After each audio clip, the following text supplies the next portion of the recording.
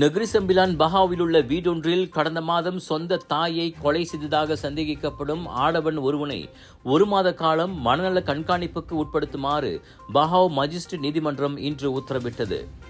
மனநலம் சரியில்லாதவர் என நம்பப்படும் அந்த 33 வயதான ஆடவனிடமிருந்து எந்த ஒரு வாக்குமூலமும் பதிவு செய்யப்படுவதற்கு முன் அவன் மனநல பரிசோதனைக்கு உட்படுத்தப்பட வேண்டும் என அரசாங்க தரப்பு வழக்கறிஞர் கேட்டுக்கொண்டதை அடுத்து நீதிமன்றம் அந்த உத்தரவை பிறப்பித்தது. அதனால் அவ்வாடவருக்கு எதிராக இன்று குற்றம் சாட்டப்படவில்லை. குற்றம் சாட்டப்பட்டவரின் மனநல அறிக்கையை பெற ஏதுவாக இவ்வழக்கு விசாரணை ஆகஸ்ட் 5ஆம் தேதி செவிமடுக்கப்படும் என மஜிஸ்ட்ரேட் அறிவித்தார். ஜூன் 25 காலை மணி 11:55 வாக்கில் மனநலம் பாதிக்கப்பட்டதாக நம்பப்படும் மகனுக்கும் 63 வயதான பெண் ஒருவருக்கும் இடையில் மூண்ட கைகலப்பு இறுதியில் அப்பெண்ணின் உயிரை பறித்ததாக ஊடகங்கள் செய்தி வெளியிட்டிருந்தது குறிப்பிடத்தக்கது.